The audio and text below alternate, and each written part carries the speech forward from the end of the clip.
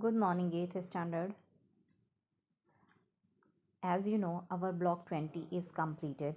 Now, today we are going to discuss worksheet, practice question, and additional questions of block 20.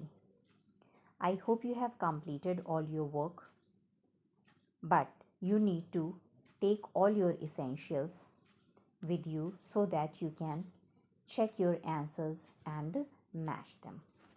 If your answers are wrong, then also you will use your own language to correct them. You can listen the video, then use your own language to amend it. Got it? I hope you will do the same. Now moving further, first of all we will discuss worksheet. So open S1, the need for peace. Here the images are given and it is written these pictures are of Second World War. They tell us more about the war and how it affected people and property.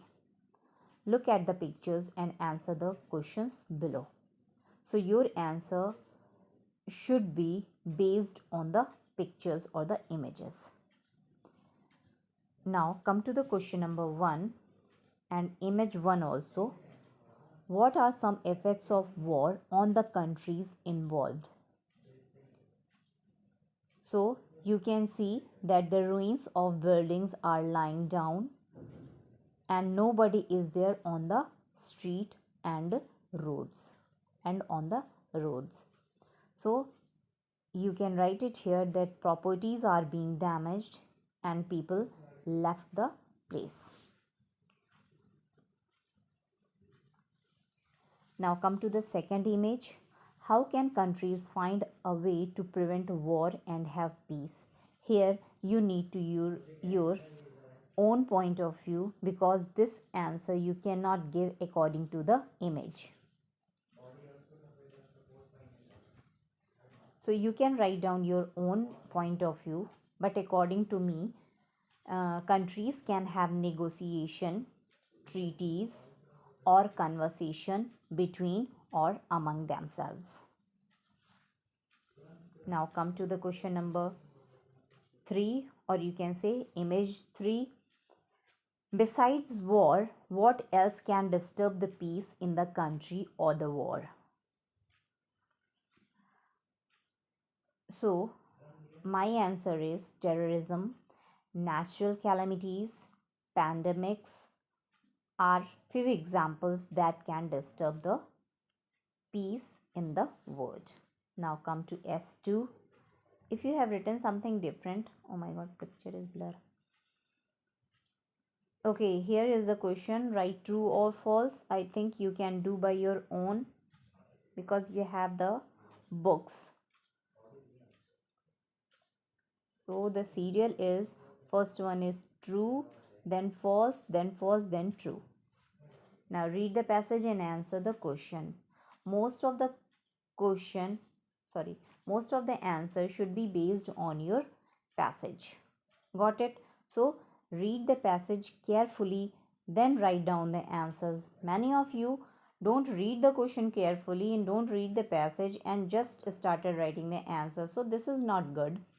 You should keep in mind that the passage is given to take answer from that only. Got it?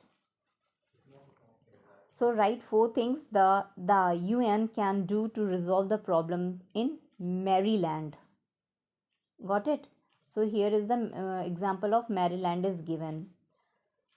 So here is the sample answer. UN can try to solve the issues of countries through negotiations. Peacekeeping forces can be sent. Third is UN can make shelter homes for affected people. And the fourth one is UN can provide food, water, medicines, and all the essential items to the people. Now come to the question number 3. The UN promotes peace in the world. What can we as a citizen of the world do to also promote peace? So as UN is trying to maintain peace in the world, So as a mm, citizen of the country, we should never try to create a big issue on any of the case. Be little tolerant towards other. Don't try to violate others' right. Always try to perform your duties towards your family, society, and country. All this we can do to promote peace in the world.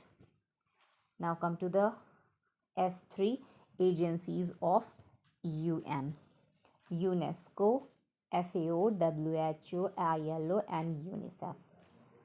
So you can write your own answers, but the answer will be the same. Got it? DCABE. This is the serial. Now here comes the question. Write the agency that would deal with the following. Write one more function of each of these agencies. So here on the first line you will write down the agency. Got it? Then apart from this condition you will write another function of these agencies. Got it? First one is UNICEF, second is UNESCO, third is ILO, D is WHO, FAO. Now turn over your pages to the book and write down some different functions of each of these agencies. Now come to question number 3rd. What are some problems that you would not want the UN to deal with, and why? Okay, so you can write down your own point of view, and I will waiting for the answer in the comment section also. Here is the sample answer: that UN should not interfere in the internal matters of any country, as it is the issue of the country itself.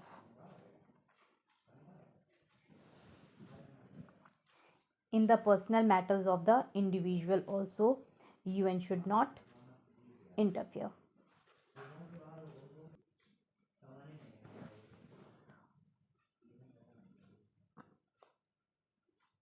Fill in the blanks you can do by your own. Now, question number 2. What is the United Nations organization and what led to its formation?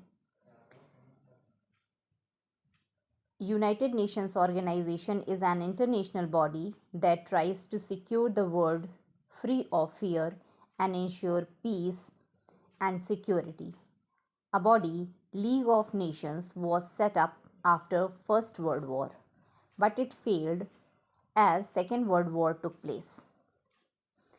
Second World War brought a lots of destruction to life and properties. Now countries were forced to think about an organization that can control the countries. So that led to the formation of UN. Now come to question number 3rd. Why do we need to have peace in the world? What are some of the biggest obstacles to achieving world peace? So first of all, what is the need to have peace in the world? To live peacefully for the sake of development and progress, to help each other. That is why the peace is very much important. And what are the some obstacles? Illiteracy, poverty, narrow thinking towards other are some obstacle to achieving world peace. Now come to question number 4. What does peace among nations means to you? So peace among nations means healthy relation, and these healthy relation including citizens can visit frequently to one or another nation. For education also they can do frequently trade without any interruption. Nobody will threat there in other countries. All these things are the essential for the nations. Now explain the aim and objectives of UN.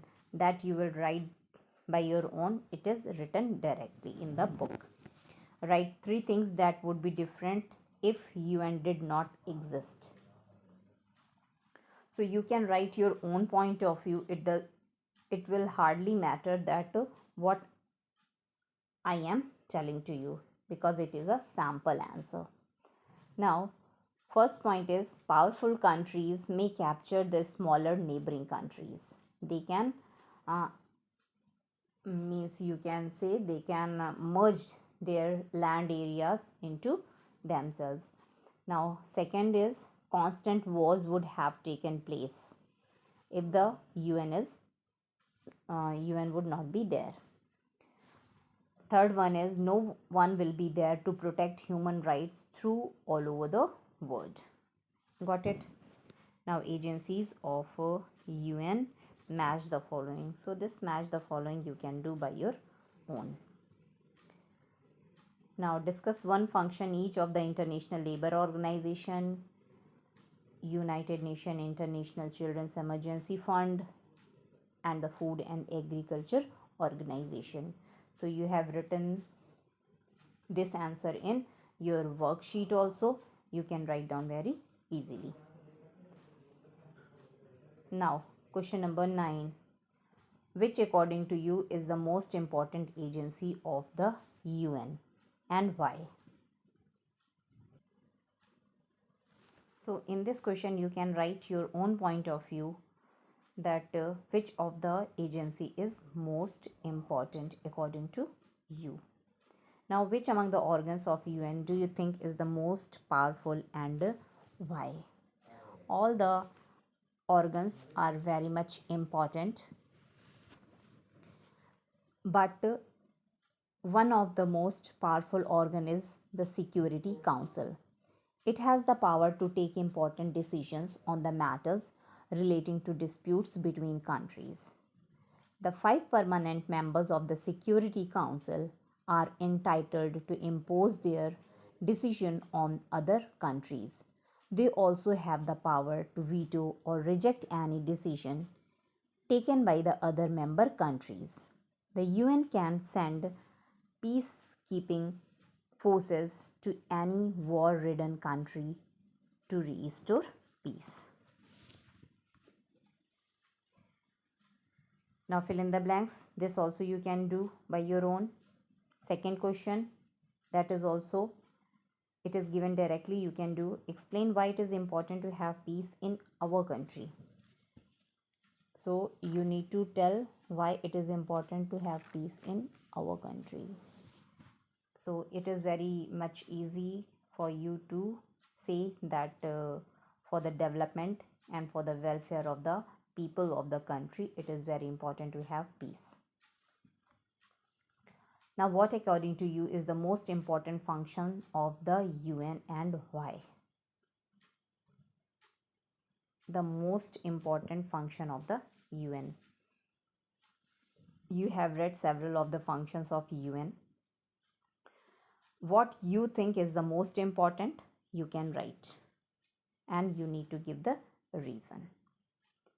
Now, why do we need an international organization to maintain world peace? Why can't it be left to the individual countries?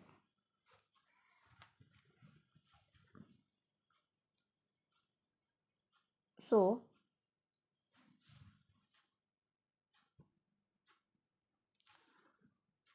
countries are facing lots of problem.